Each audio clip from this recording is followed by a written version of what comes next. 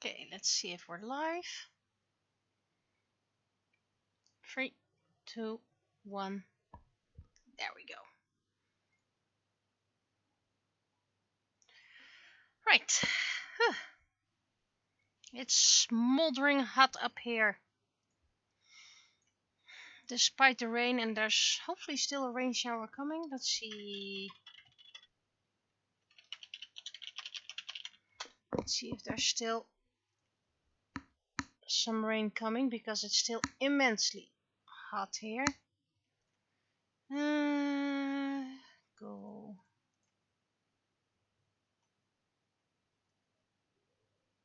Okay, there's supposed to be coming quite a long rain shower, so hopefully it will cool down even more.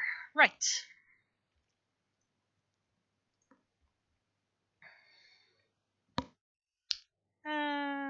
There we go. You should be here.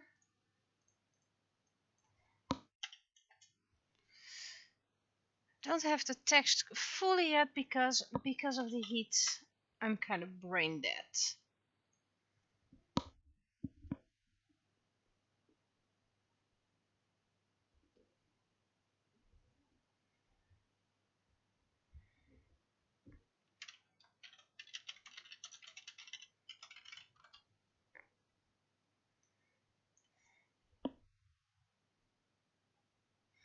Not sure if I like that title.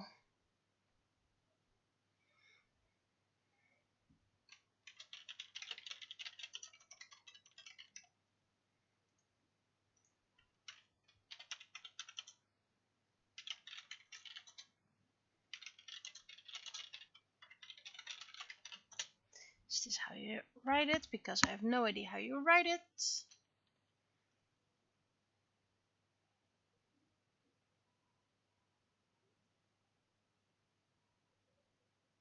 Great.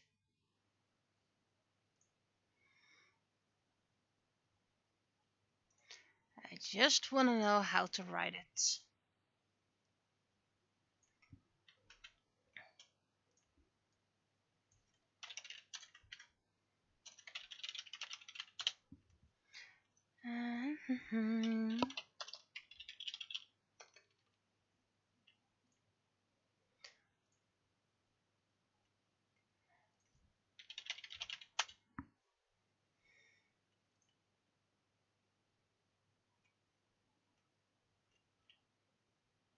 That is not the word I'm looking for.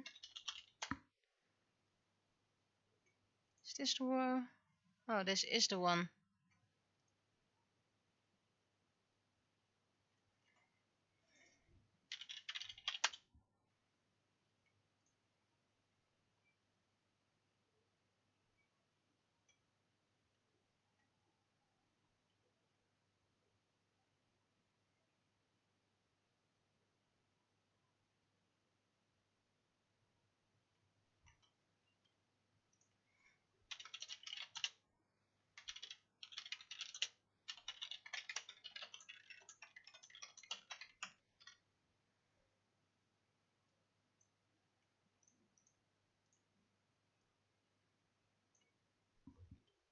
Is that an F or?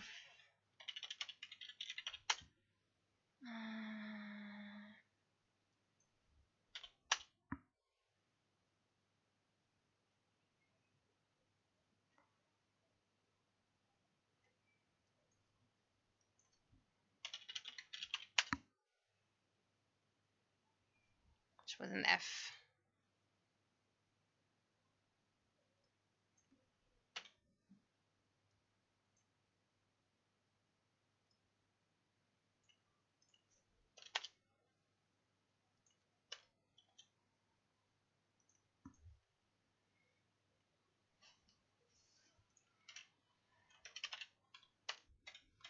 Typos are really prominent right now because it's hot and then I can't focus.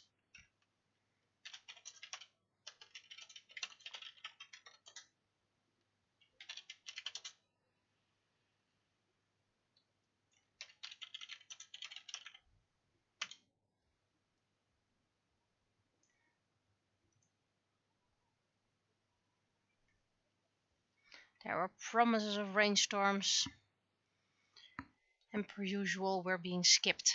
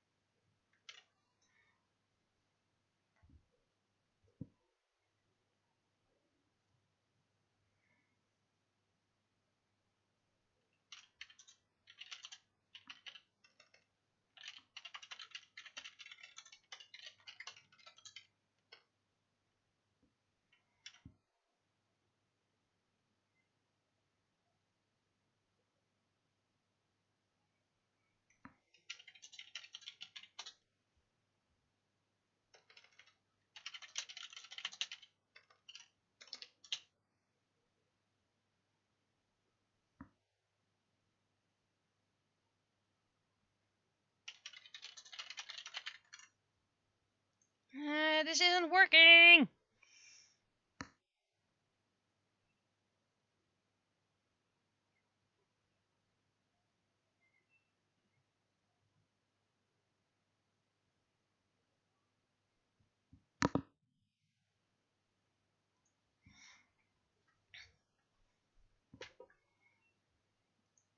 I think I can omit these.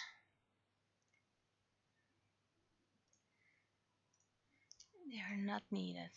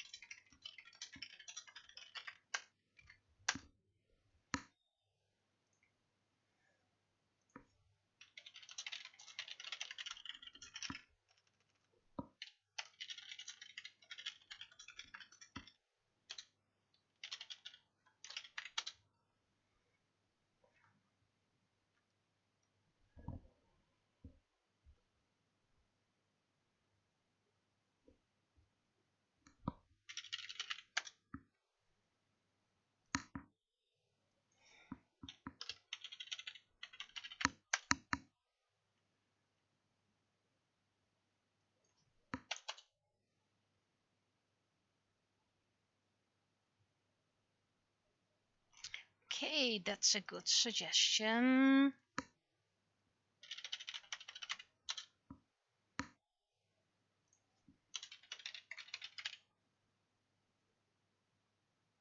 Okay.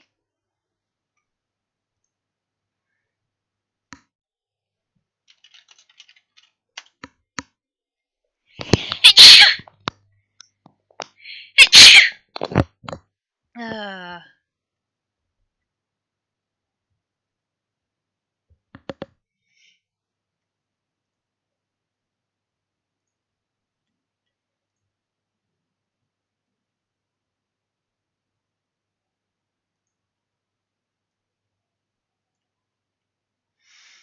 I found out I have 99 subscribers on my YouTube channel.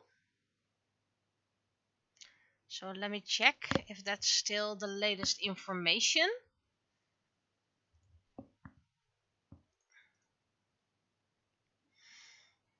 Check, double check. Yep, 99 subscribers.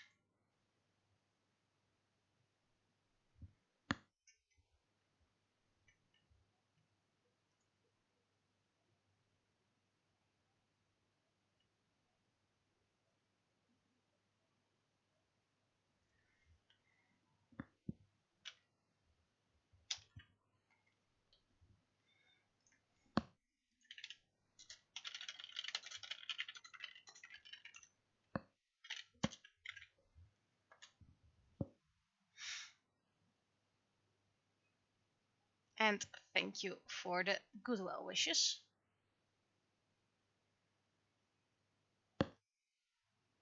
So yeah, I'm getting popular, and I might even start thinking about a 100 subscriber special, which I, by the way, already have an idea for. So I saw a video about the concept of Amazon Warehouse, which sells slightly damaged or second-hand stuff. So I decided to get some just to try it.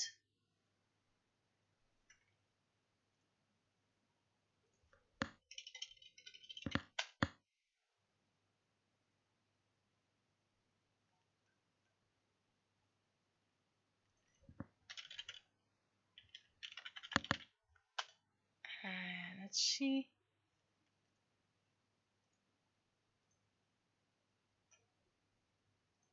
Wait.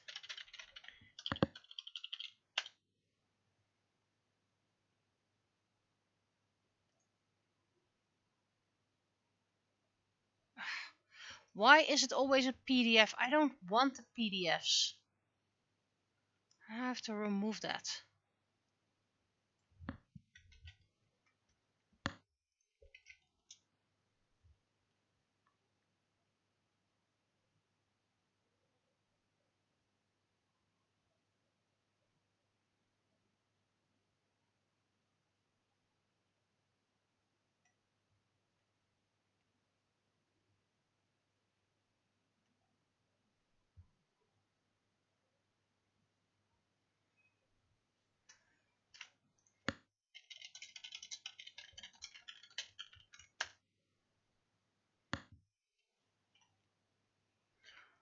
Crisis averted.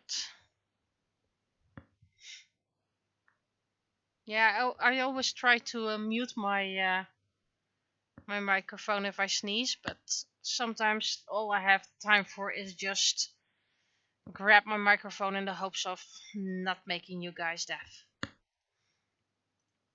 Right. It's so super hot here, guys. It's about 30 degrees, sitting near a hot computer in a moist environment because of the rain. It barely cooled down. So I'm hoping when was the new rain promised?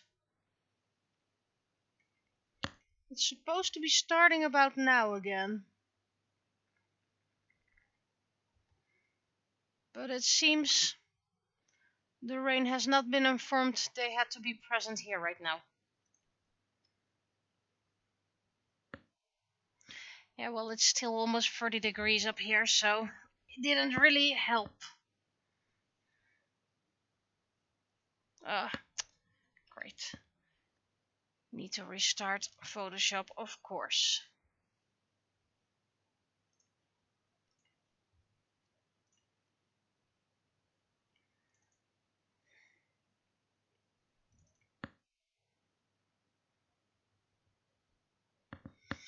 Good thing I still have that miniature desk fan.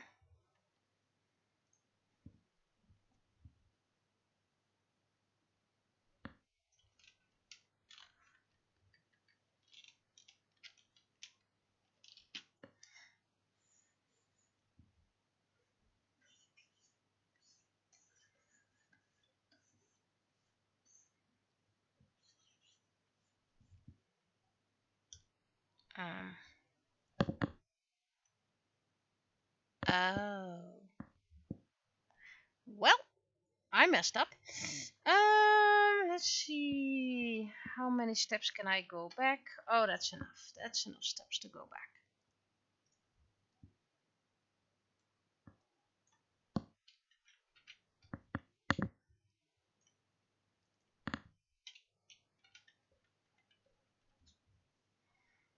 This should fix it.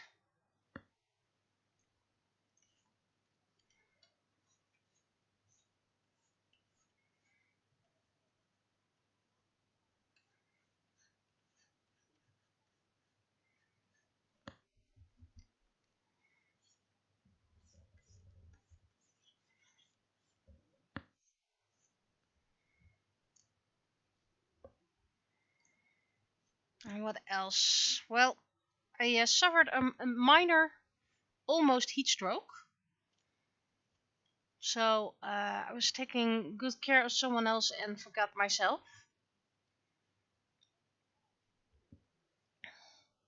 And it wasn't an official heat stroke just yet.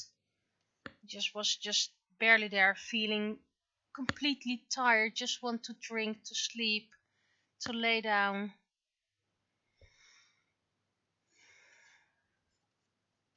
So almost all the signs of a heat stroke. And yesterday when I went home, I was wearing a light vest because it was cold in the morning, and I was like, nah, it will protect me from from the sun while I walk home. And I was cold. I was cold in my jacket, which is also a sign of a heat stroke.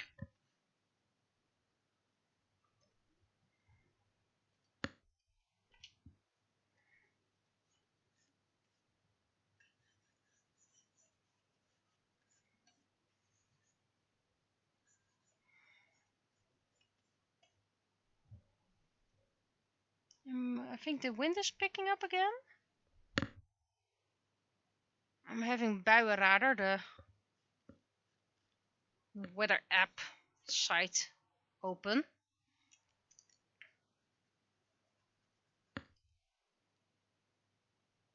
But seriously, the promise of a lot of rain, gone.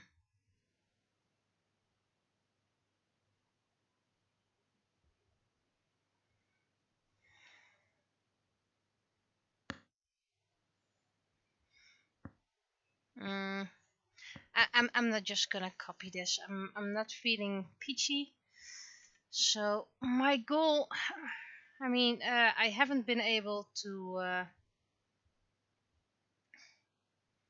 edit since last week because of the miniature heat stroke. Ah, there's the rain.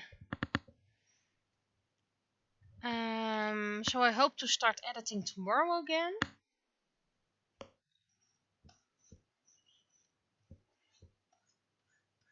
And first day, it's probably going to be too hot to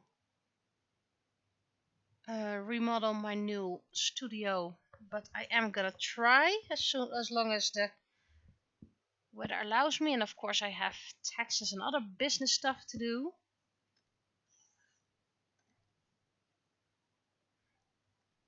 And then the time I have left, I will probably start painting a few new swords, and then I can, as soon as they dried, I can show the handles I think that would match from the viewers who sort of commissioned them, if they see something they like.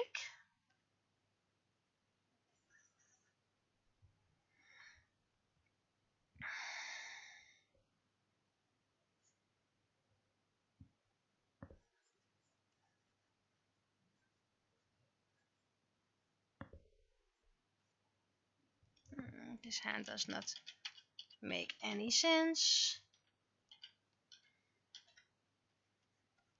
And I know you guys said take all the time you need, but I have to start it because it always takes a while.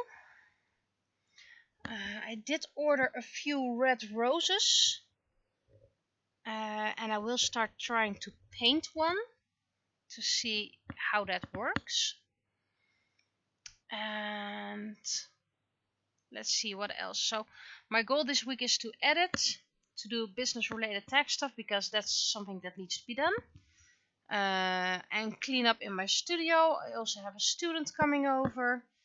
What else?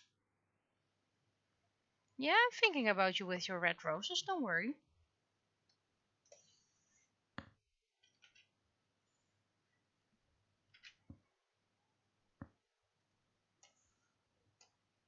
And then Sunday I have to be in the heat again.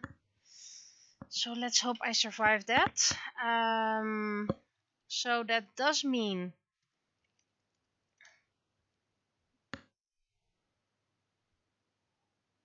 let's see here, I want to have something different here. There we go.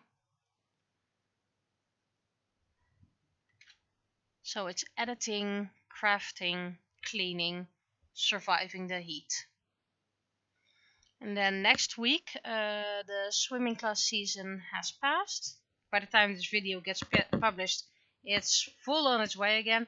But that gives me some more time on the Sunday and the Wednesdays and Saturdays, which will be used for editing and studio remodeling.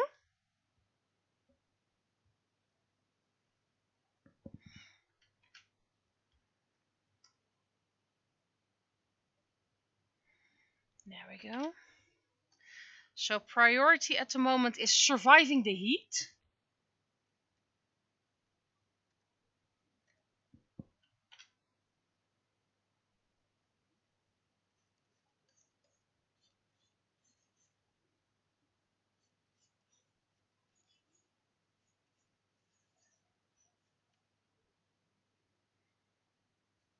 Oh, this text balloon does not make sense. So I just have to, no, that's not what I need to do.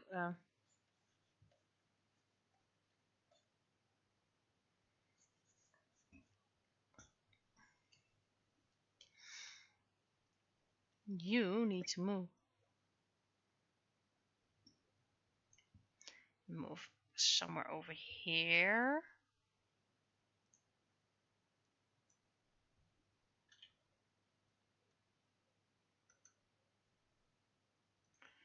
Make it less long.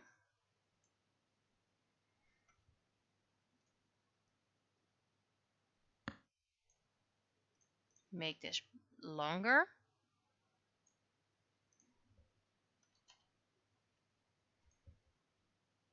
So it's more the focus.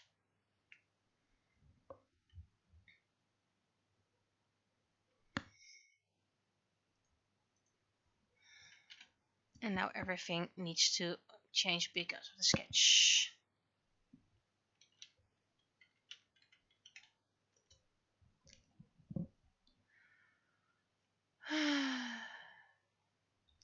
Anyway, I do have a FedEx update. If you read the description in the previous week's upload on YouTube, which is months away from when I post this, we finally got the invoice of FedEx, and they made a new what's it called again? New calculation somewhere, and it was now a reasonable amount. So, to be short, if we had paid according to the message they sent us first, we would have overpaid about 140 euros. So it's a good thing we just waited for the invoice. Because paying too much is one thing, but getting it back is usually a big hassle with those companies. Because they don't pay back on their own. You have to claim a refund or something like that. So it was it caused a lot of headaches, almost aneurysms. But well, it is fixed. It's solved. It's gone. And Please never send us anything through FedEx again.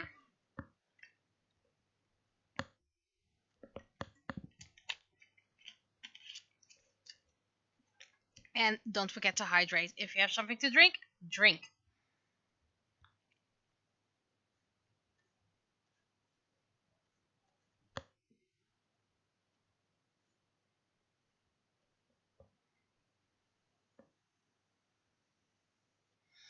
And will I do something extra afterwards? Oops, that's a very wonky bow tie. Well, considering the heat, I doubt it.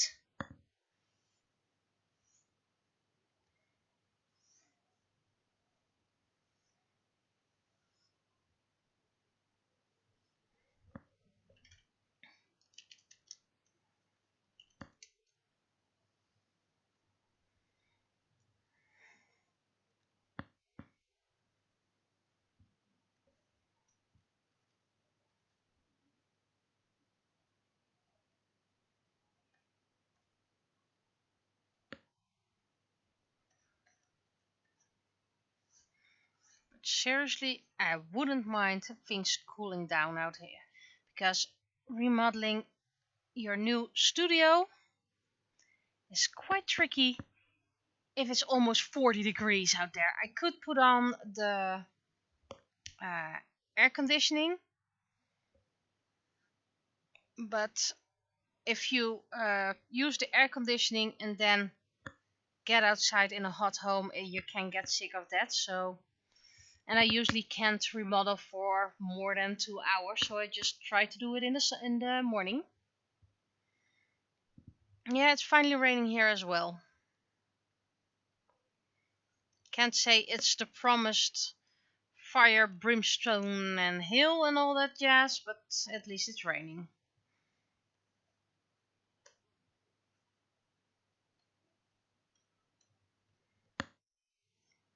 And if it gets colder, then I can reuse my what's it called, my 3D printer.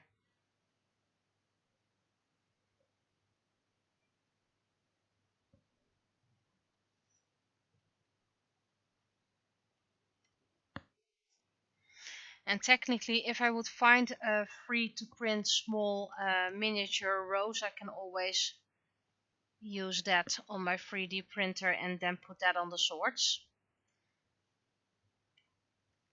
So that's always an option if I can't find a suitable red rose.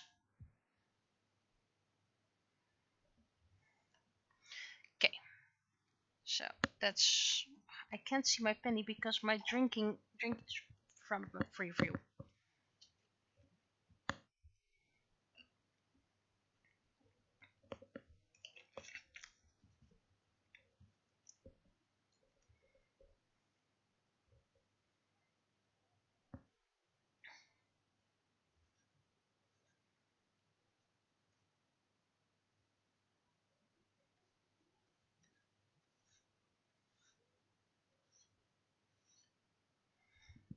I also created 4 new bookmarks for the miniature book collection stickers.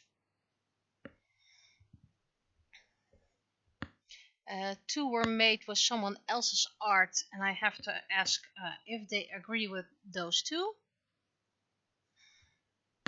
But they're not present at home right now, so that'll wait. I made 1 more Forever Young one, which means that if my super big fan wants to order the next novel, they can still be surprised with a new bookmark, themed and all.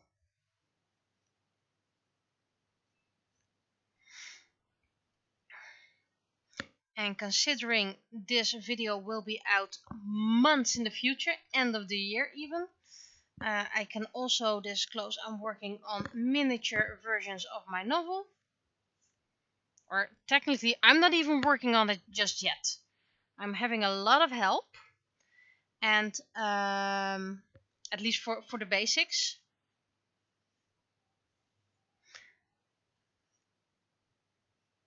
so then people can collect my book in miniature as well, eventually. But I will try to make them nice and all with the cover, so that means I still have to do things calculating the spine and the cover and all that jazz. And I will try to make them as thick as the original books are, more or less, because otherwise it won't be easy to create the books anymore. For example, the penny comics in miniature are going to be a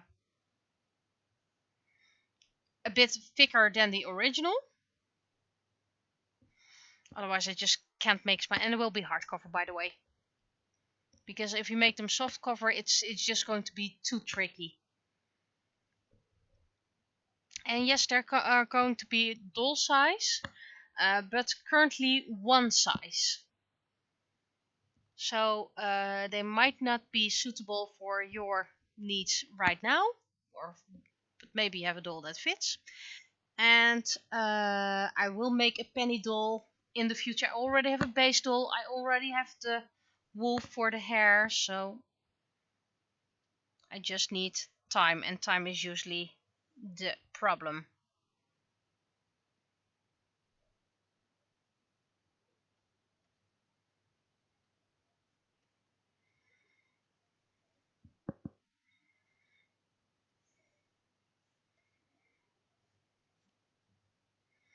Okay, so I do need a hand there, but I just need a different hand, and it's this one, so you see the pinky.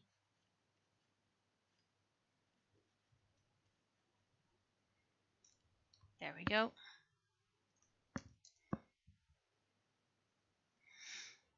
Goal is to have them done at the doll fair.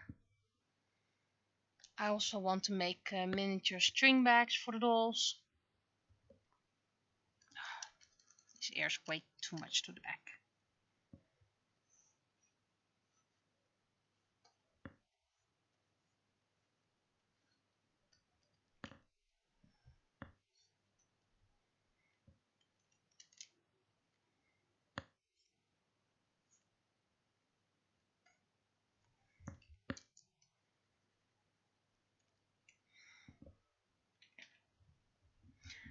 And I got a somewhat review of my books, and that person said that my main character, Naraku, was starting to have a god complex and was becoming arrogant. And I was like, exactly. That is exactly what I was aiming for. And it's going to get worse.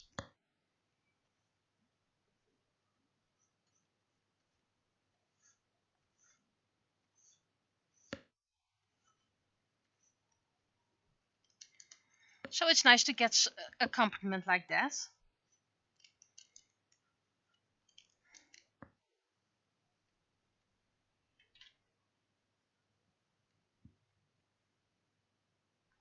I just hope I didn't make Naraku too annoying.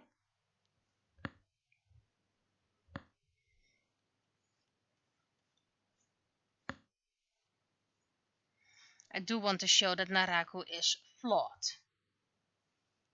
Everyone is flawed in my novels, by the way. Even the most powerful ones are absolutely flawed.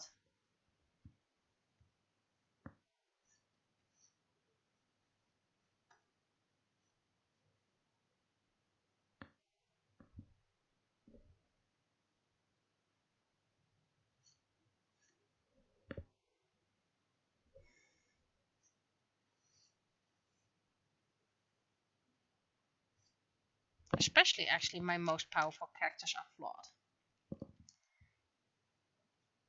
I like to create characters that have a lot of flaws.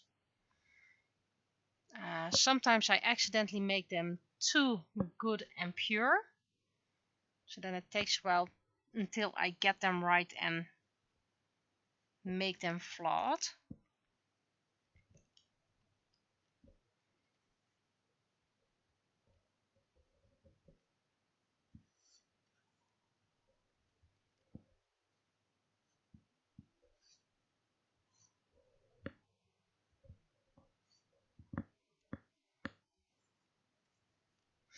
have that issue in Moonchildren, the new story I'm writing.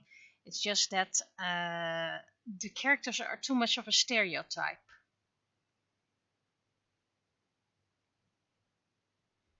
You have the wise farmer girl. You have the beautiful gullible girl. And you have the perfect hero.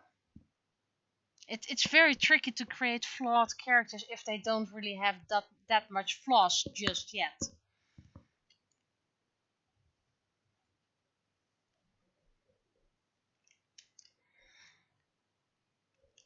So for the wise peasant girl, she's terrified of the forest and bears, with good reason, by the way. She had more flaws. I can't even remember them right now. It's on my other computer. But she had a few flaws. It's a bit too protective or mothery and doesn't let others do what they need to do. For example, our gullible pretty girl wants to become more helpful and contribute, but the main peasant girl doesn't let her.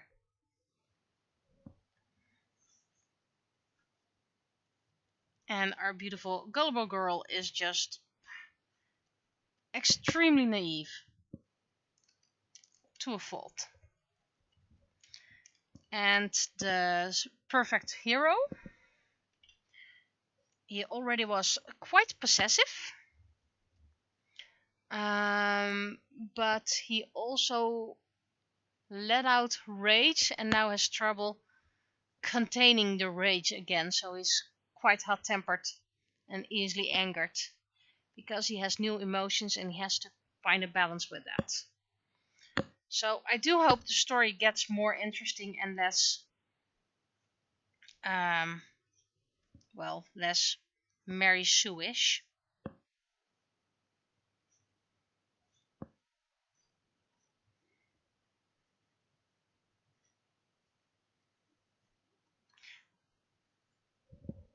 It's an issue I had with. I don't really think I had it with the other characters of the main series. Okay, I've known them for a long while, so it's just new characters. You have to get to know them, and things pop up eventually.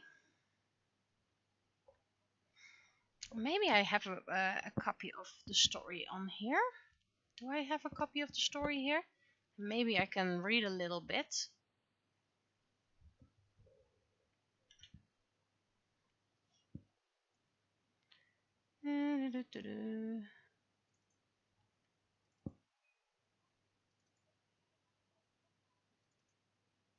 I don't think I have it here.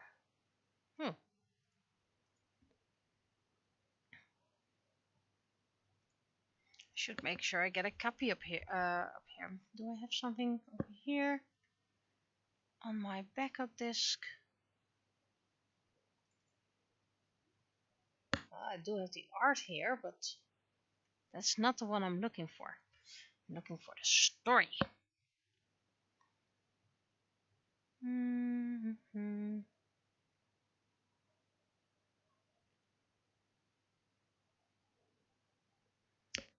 don't have a copy on here. I should take that. Ah, there it is.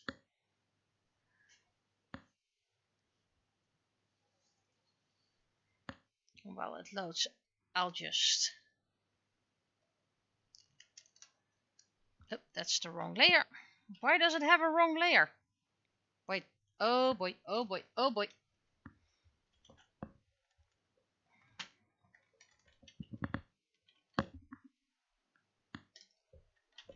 Whew. Almost merged my sketch layer with my line art layer. That's not good. Whew. Okay, saved that calamity.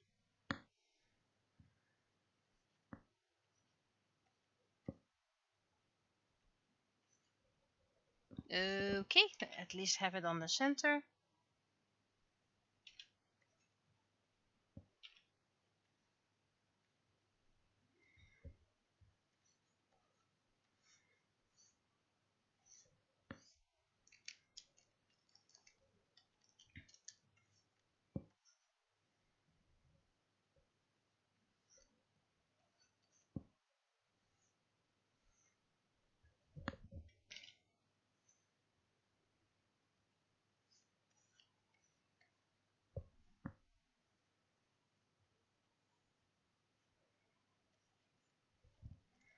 And the other tail, of course.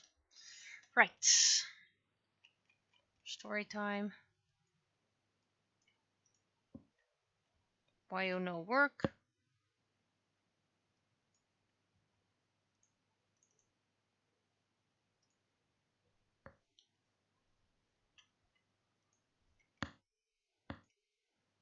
Things are breaking left and right.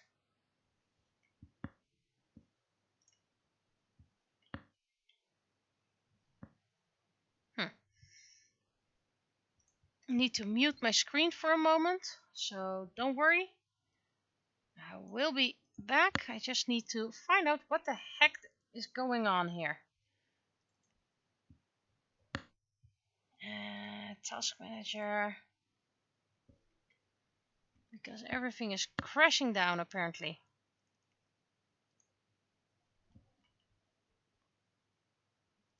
You and task. Task failed successfully.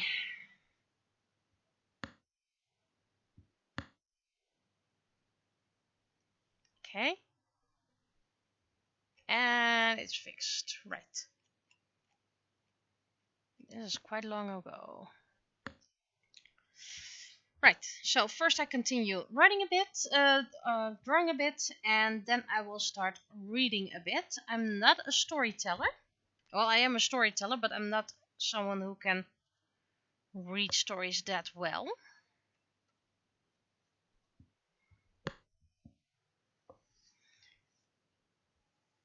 So if it's not that interesting, feel free to sign off. But this is for the new novel. And since you can't read along with the story and only listen, I'll explain something first. Well, things I'm assuming you already know, but will be explained during the story as well. This story takes place on the planet Saken, the same planet as Forever Young Eternity. And talking and making a great circle is quite difficult.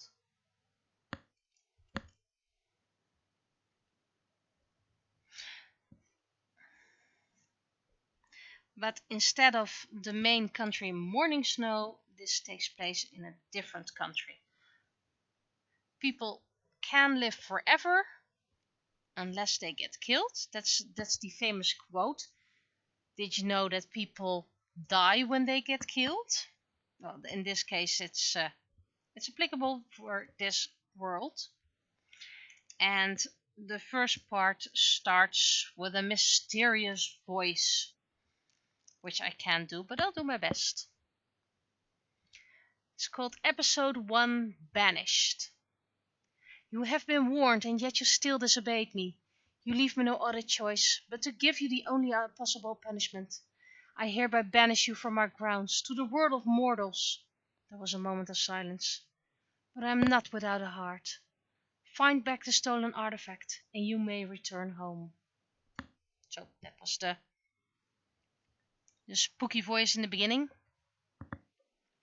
It was a cold and dreary night in Hismayin, the kingdom of the moons. It was a small country in the north of Saken and was once part of the powerful Stellas. Now it was an independent and peaceful country, with the kingdom Morning Snow in the west, Escatar and Hismayanion in the south, and Hismeni in the east. The north was still undiscovered and unclaimed, often called No Man's Land. No one went there, and especially not in this time of year. It was the last moon of summer, it was the last month of summer, and soon the cold this country was famous for would set in. The weather never cared for the calendar, and just let all the water pour from the sky. Still, it was odd. No matter how much rain fell, you would still see the moons that belonged to this planet. For once, they would not allow themselves to be hidden behind the clouds. Tonight, there would be a witness. There was an unexpected flash of light between the trees. It soon faded away, as if nothing had happened. However, two humans were suddenly between those trees, looking around bewildered. They huddled together, but one of them took the lead. They walked beyond the trees, looking for shelter. One of the two, a man, spotted a man-made structure he had never seen before. Still, he pulled the other one to the structure and resting underneath the ring that surrounded the middle of the structure. The man spotted a door and carefully opened it. The other being, a woman, begged him to stay with her, but he told her she didn't need to worry. The door creaked, but nothing happened. The man called inside, wondering if someone was living there, but he got no response. Hesitating, the woman followed the man inside. "It's so dark," the woman whispered. "I know, but at least it's dry." "Why am I so cold?" "You are wet," the man told her. "Come, let's see if we can find something to warm us with." He tried to look around, having only a vague glow of the moon to help him. Oh, that's a typo. The woman looked outside. "This place has 3 moons," she noticed. "Do you think Her Majesty is watching us?" Meanwhile, the man had found a dirty and rough blanket. He put it around the woman's shoulder. "If she does, we must be strong. We committed a grave crime, and we must carry the consequences." So, that's the first page.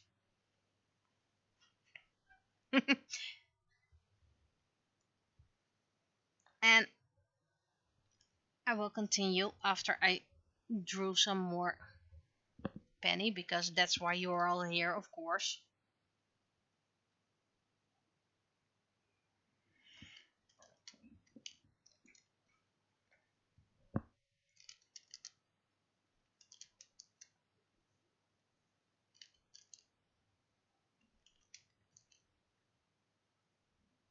So when the book finally gets published, you can check if there are differences. At least there should be that typo should be gone. And that's why you reread it several times.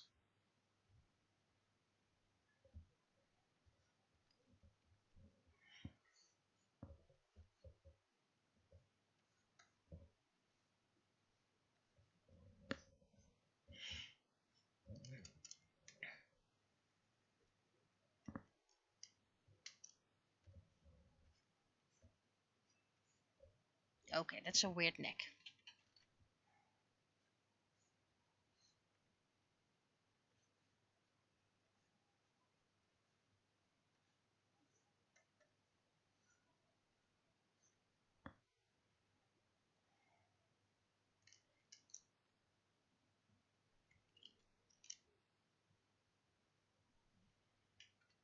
There we go.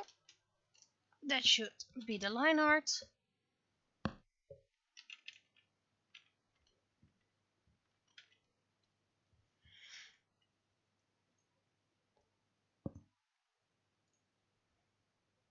I know it's weird asking for disaster, but I wouldn't mind that stormy, thundery weather that's been predicted.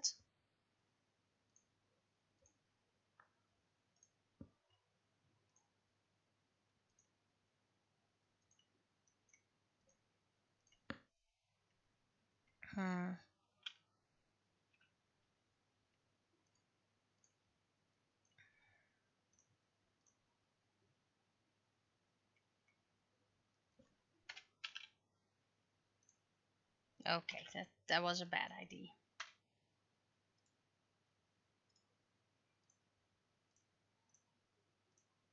And I still prefer using the bucket with my mouse instead of my pen.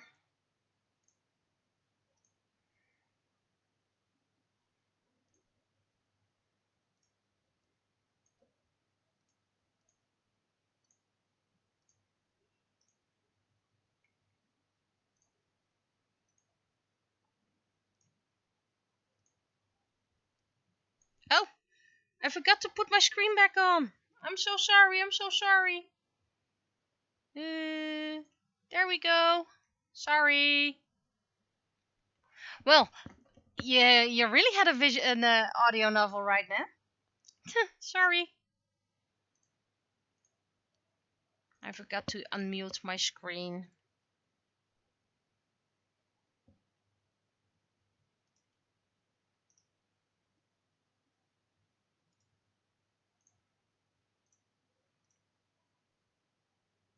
Well, you guys didn't miss that much, luckily, because, well, you still see the final result, but it's stupid and I apologize.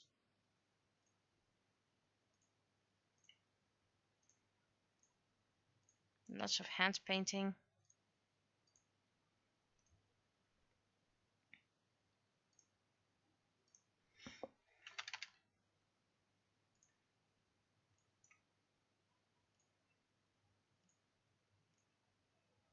I was just very excited to read you guys my story.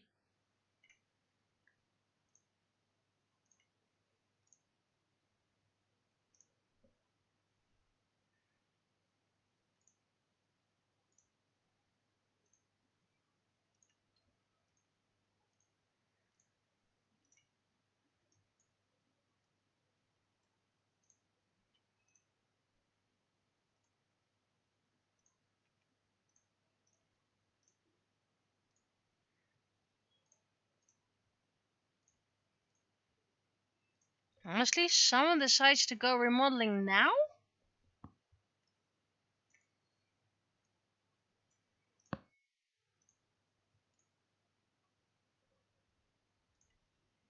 Sounds like metal being cut.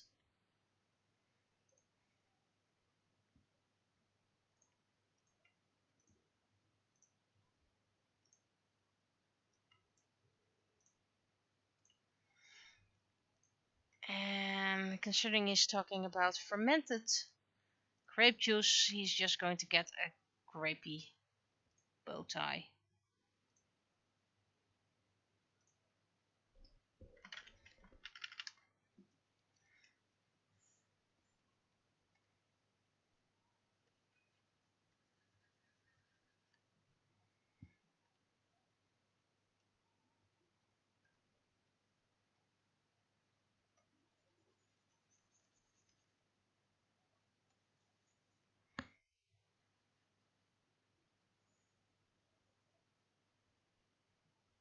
I think I know a better title, so I will do that afterwards.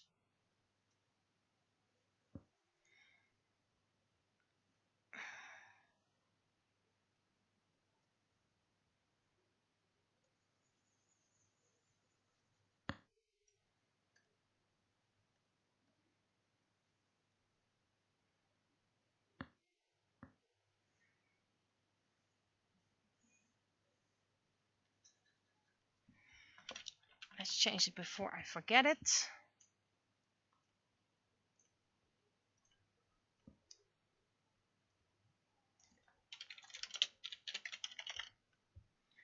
And then we go drink something.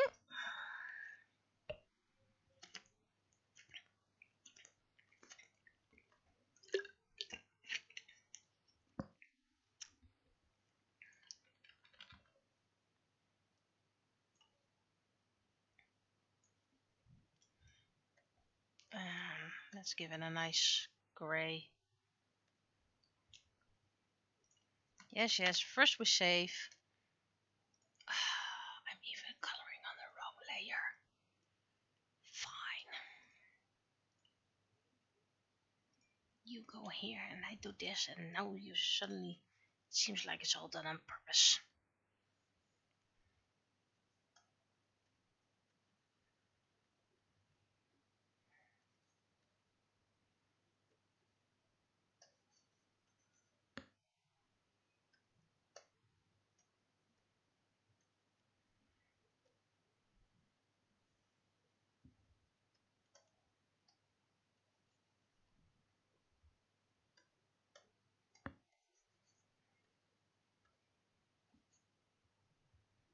I dislike it when people backtrack and say, I did mean to do this. This is on purpose, but yeah.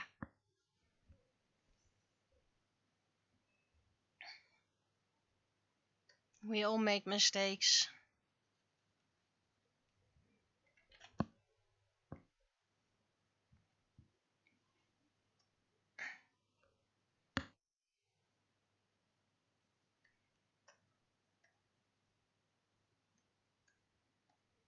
It's okay to admit you make mistakes. Or things didn't go as planned. Which is the case in most of my cases.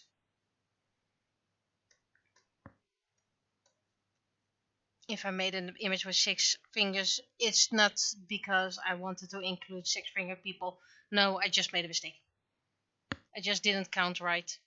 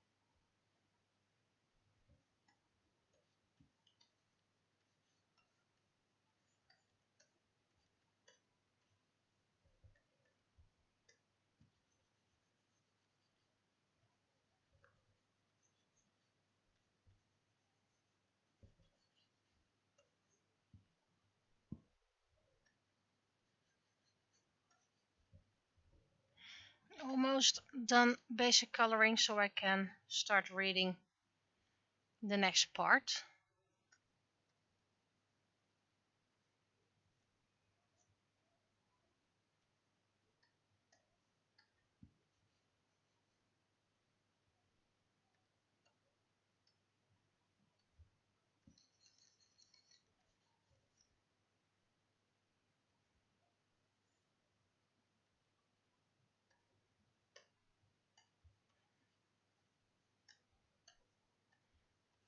See, I'm doing stupid things like color pickling the color I'm already using.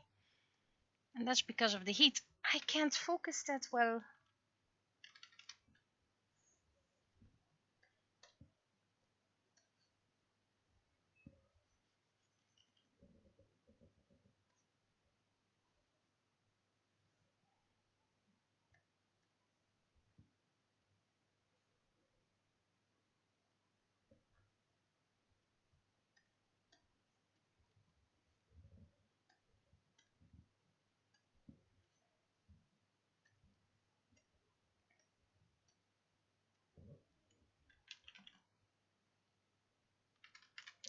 Missed the spot.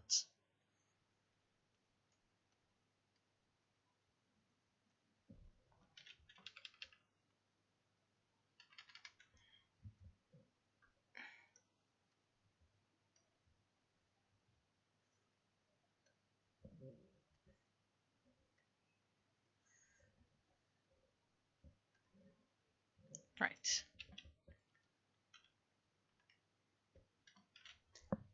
Okay, second part reading. So we're having a place and probably time skip as well. The sun was earlier than Celia would have liked. It shone through the creaks of her wooden window pane, right into her face. Moaning, she rolled over until she heard the farm's rooster screeching over the property. Growling, she reached for her bed, trying to grab her shoe from the floor. However, she couldn't reach it, and annoyed, she looked up. Why aren't you not? Is it again freaking? What's wrong with it? It doesn't want to be.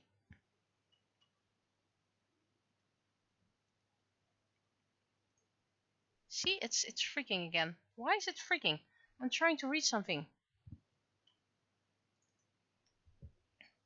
Is it going to be like this the entire time? I know it's hot, but this is getting insane.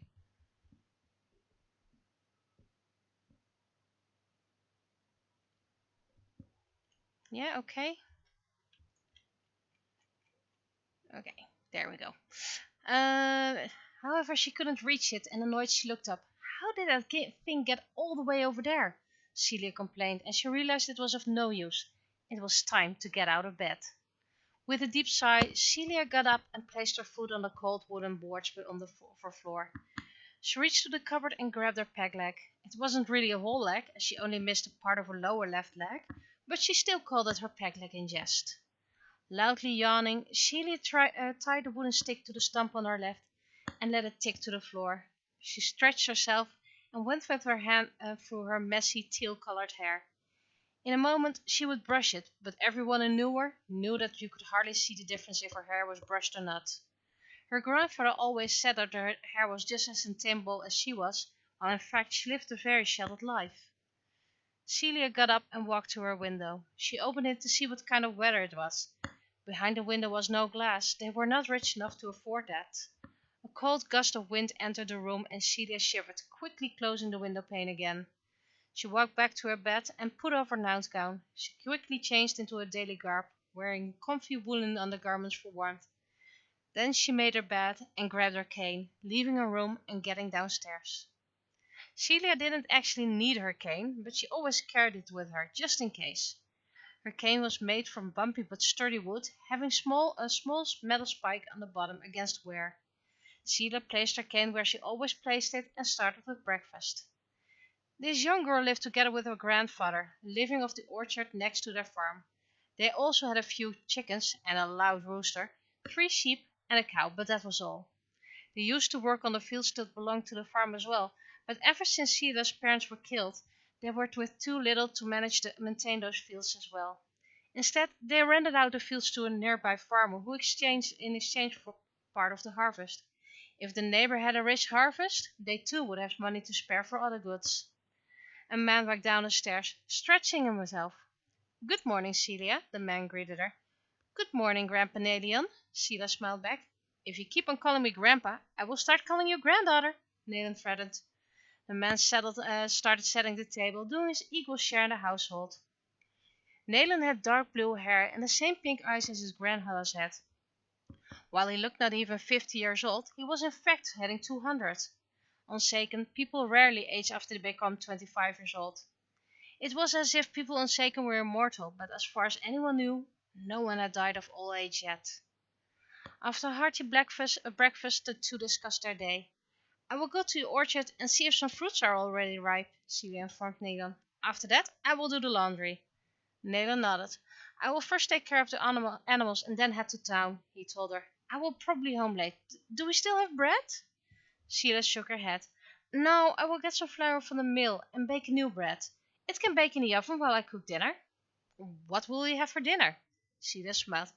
"I decided we should eat that salmon you brought back last week. I've already put it from the ice storage yesterday. It should be defrosted in time.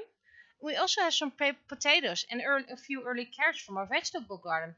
"A feast!" Nayland smiled. "Praise the high ones." He took his plate as well as Sila's and brought it to the kitchen for cleaning. "Now, will you be all right? Is there anything you need me to do before I leave?" The girl shook her head. "No, I'll be fine. No one ever comes here." She stretched herself and helped cleaning the table as well. "Now, hurry up, Nayland. It's quite the walk to Urayen." "Yes, ma'am," Nayland saluted, and saluted his granda and went with his hand through her wild hair.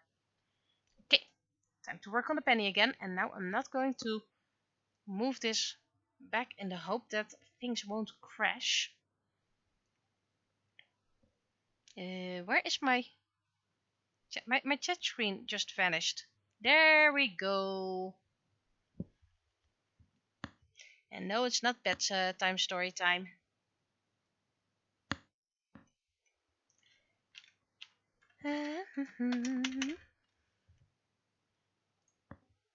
No, I don't need you. I need you. Oh, well, then I first do you. Seriously, I'm not being very smart at the moment.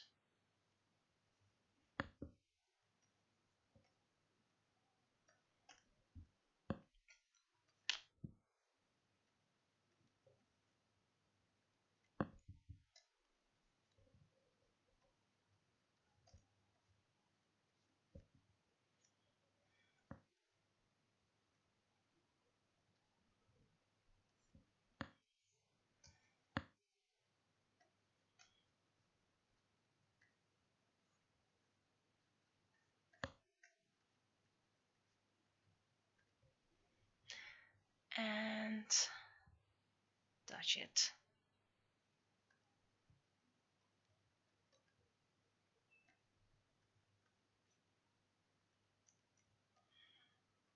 This is also a very suitable comic for my day job.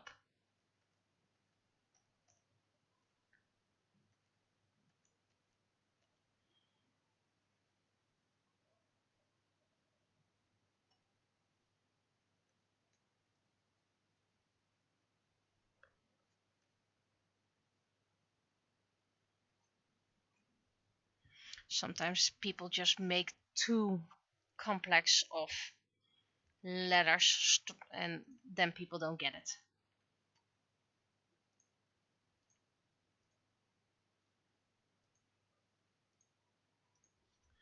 Sometimes you just have to use plain, easy language, whatever language we're talking about.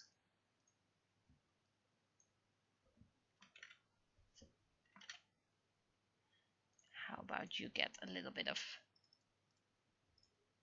depth with shading as well.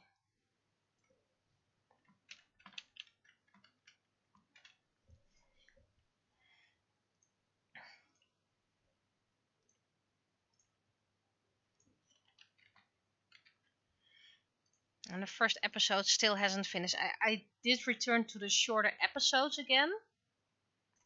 Because what I learned from Eternity, I was trying to make episodes longer. And it didn't always turn out to be the better. That's something you really notice in book 3. And I returned to nice ending points in book 4. You noticed even better in book 5. And 6 and 7 were all about better balance. I also missed a spot, which I will color soon. But first, let's do this. Why? Why you do this?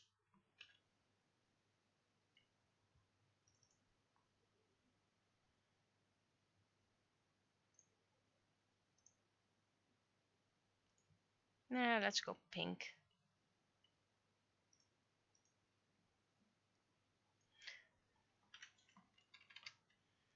And then the tiny spot that I missed that will drive me crazy. So I better do it now. Hold your horses.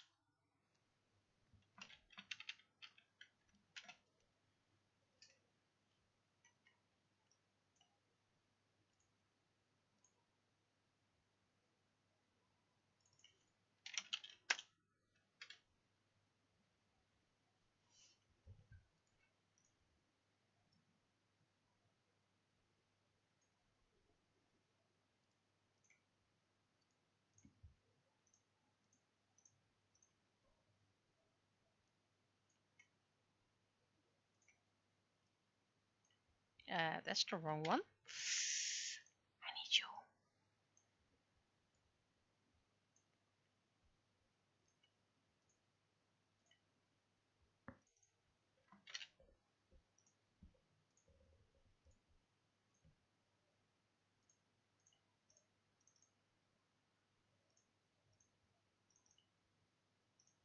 Why are you not doing this?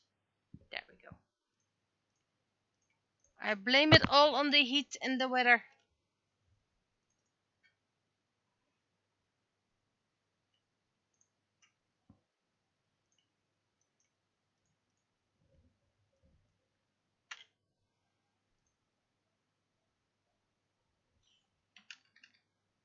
Oh, this is bothering me. This is bothering me. You are going to be redone completely. Why? Seriously, nothing is working the way it should. I'm still blaming the heat. I don't think my computer likes the heat. Well, neither do I.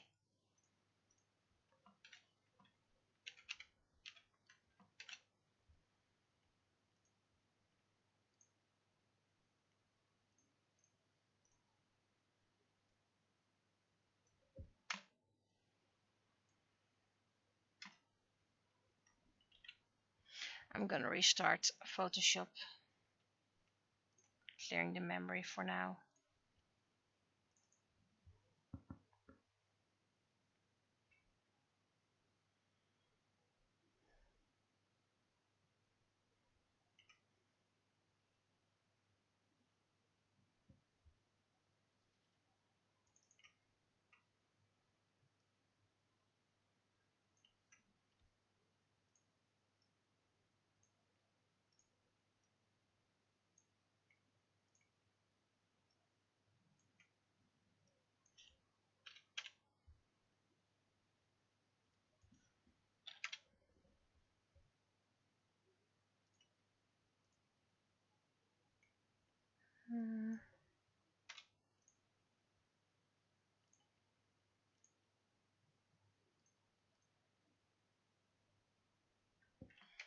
Okay. You guys can go text check.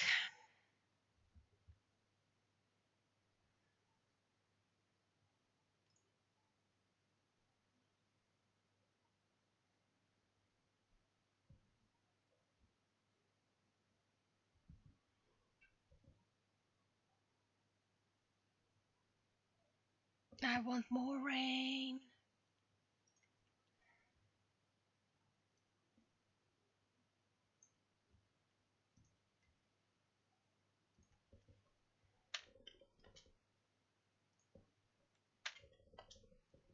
Well, at least we put the plants outside.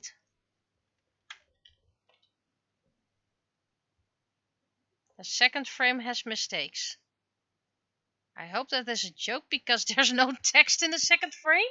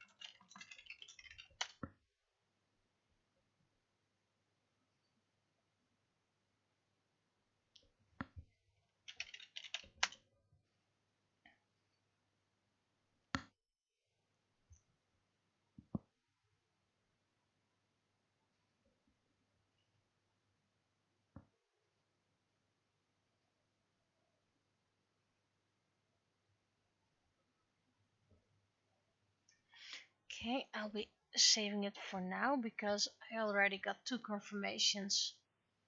There were no mistakes. I can always change it if there are actual mistakes.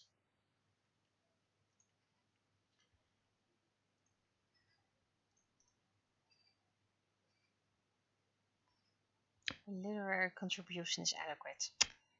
Thank you. I applaud you.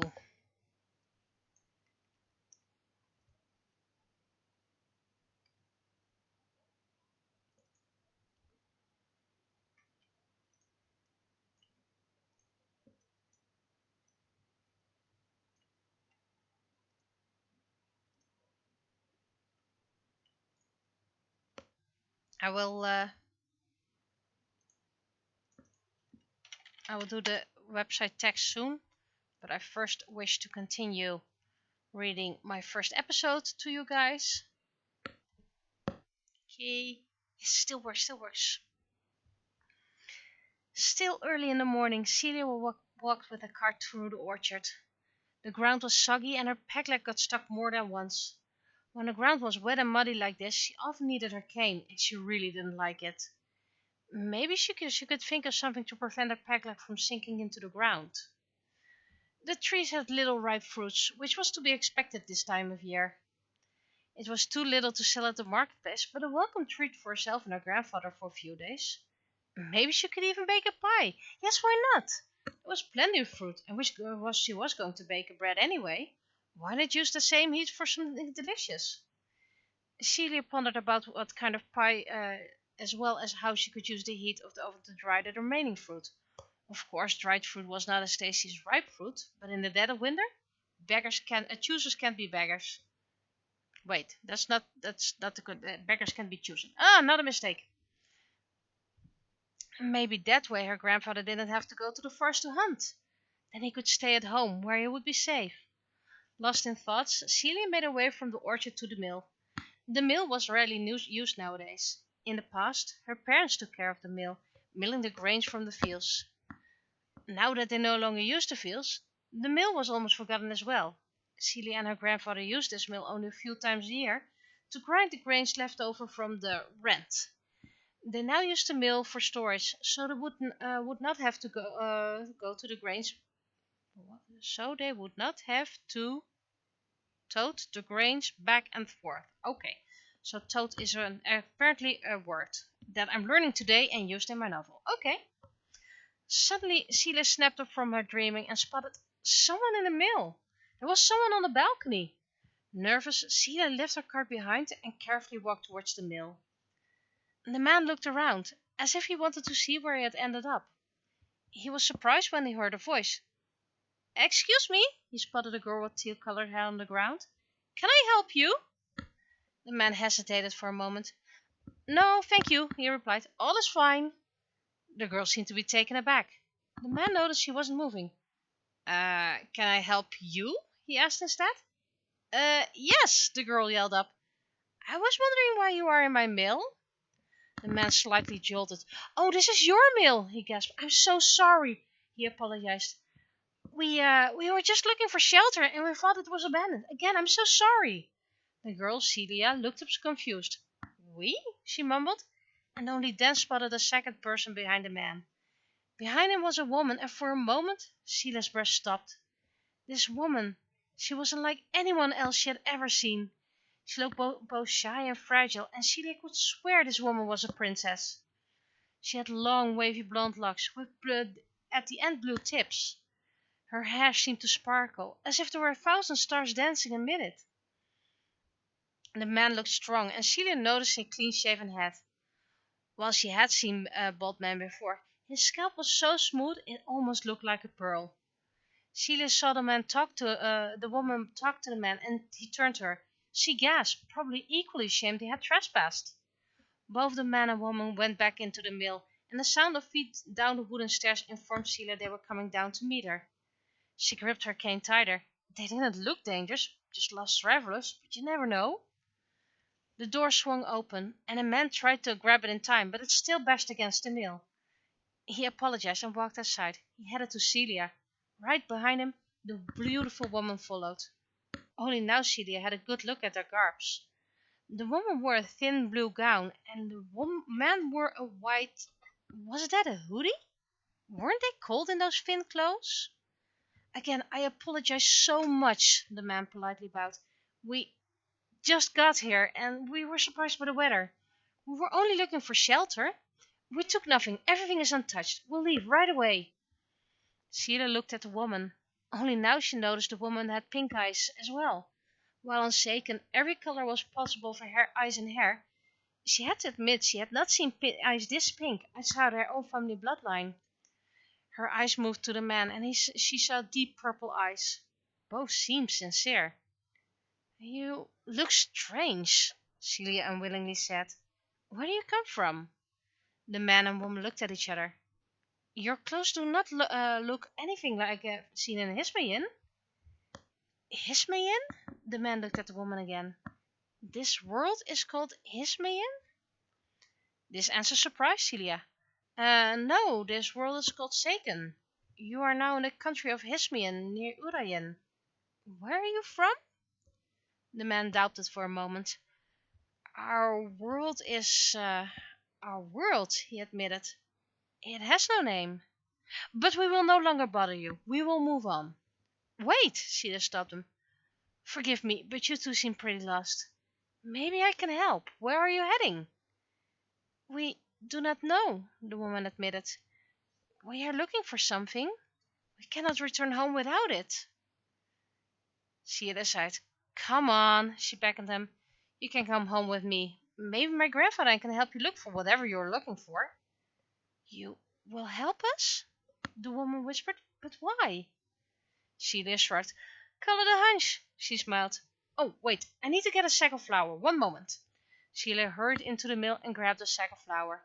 Skillfully, she tossed it onto her shoulder and then grabbed her cane again. "All right, let's go." "Do you need any help with that?" the man offered. "Nah, I'm fine," the girl smiled. "My name is Celia. What is yours?" They reached her cart, and Celia dropped the bag into the cart. "What an unusual name," the man mumbled, and Celia tried to ignore the remark. "My name is Crescent Cleft." This was something Celia could not ignore, and she stared at the man. "And my name is Moon Mirror. Pleased to make your acquaintance." The woman bowed. "Moon Mirror and Crescent Cleft?" Celia mumbled. "Those are your names?" The two nodded. Well, you two are clearly not from around here. How did you know? Moonmere naively asked. On their way home, Crescent Cleft helped more than once to pull the cart out of the mud. Celia noticed that he did most of the talking, but he kept their home vague. Moonmere was mostly silent, looking around herself, as if she knew nothing of this world. Everything she saw and touched was met with childlike wonder. When Nayland returned home, he was surprised by the two visitors. He took his granddaughter aside and scolded her for being so careless. What if they had been robbers? I had a hunch, Celia admitted. And besides, you know I can spot a lie a mile away. No one can lie without me knowing it. Nayland sighed. One day you'll meet someone who can fool you, he mumbled. But why didn't you send them on their way? I'm not sure, Celia admitted. But look at them. It's like they come from a different country. Especially Moonmirror. She's like she stepped out of a fairy tale. Both looked at the young woman, who almost burned herself on the fire. Her companion heard that and softly scolded her, telling her of course fire was hot. If we won't help them, they might get hurt. All right, Nayland sighed. The High Ones bless you with compassion. We'll help them, if we can. Nayland and Celia brought plates to the table, setting it for dinner. The two visitors helped in any way they could, but it was clear they had to be told what to do.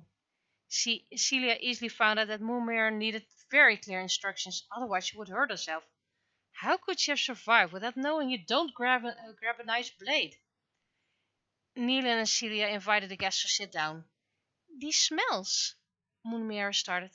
I have never smelled anything like this. What is this? It's food, Crescent Cleft filled her in. It's what mortals eat to survive. Mortals? Nayland raised an eyebrow. Eat, Moonmere pondered. Like the rays of the sun and the moon. We cannot live off that any more, Crescent Cleft shook his head. These humans blessed us with sharing their ambrosia with us. We should be grateful. I am, Moonmere nodded quickly. It smells heavenly. What is this made of? Confused and surprised by the words of Moonmere, Celia needed a moment to compose herself. It's salmon, she explained. It's a fish.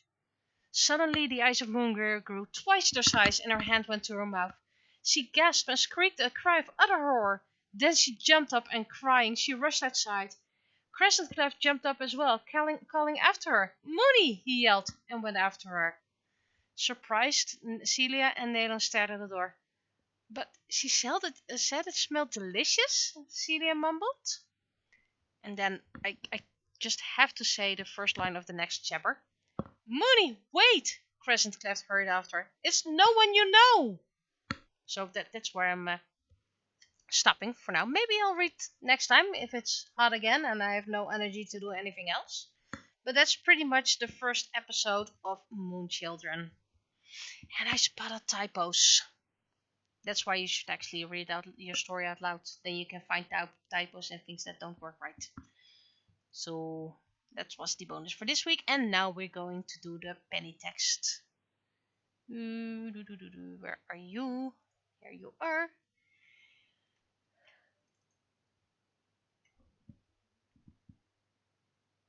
Fish are friends, not food.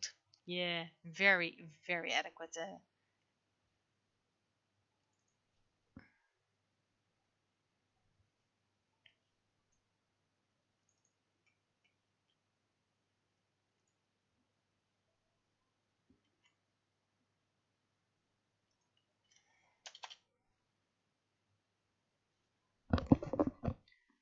Whew. My headphone was very sweaty last week because of the heat, and it's probably being very sweaty right now. 20th of June.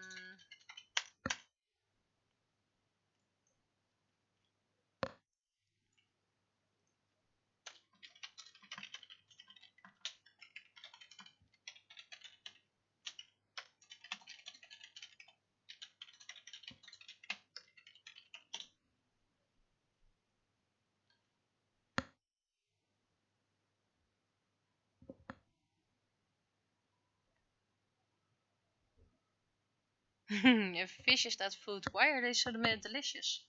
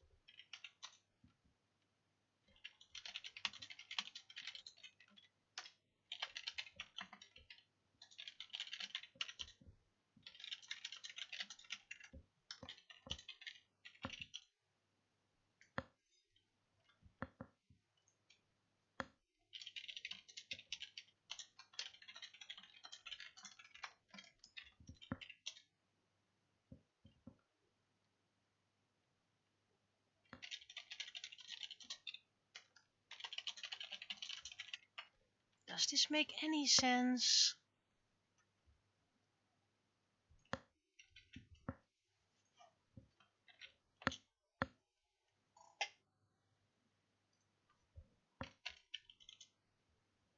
And while you text check, I go drink.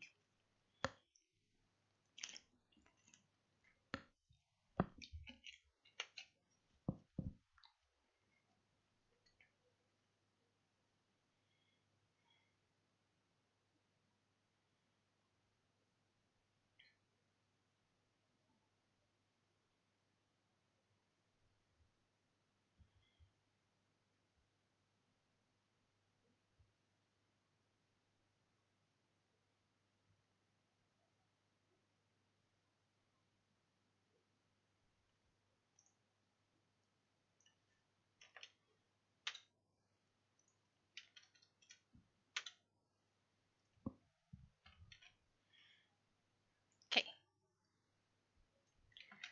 Right. I'll be calling it a day here. And it's still insanely hot up here.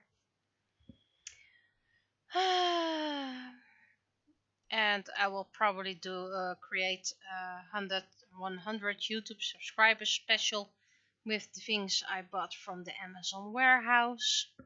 As soon as it arrives, it's expected to arrive Monday. Some things might fit through the letterbox anyway.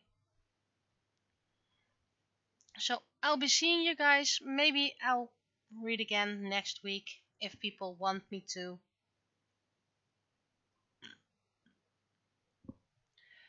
Yeah, I'm calling it. See ya. Bye bye.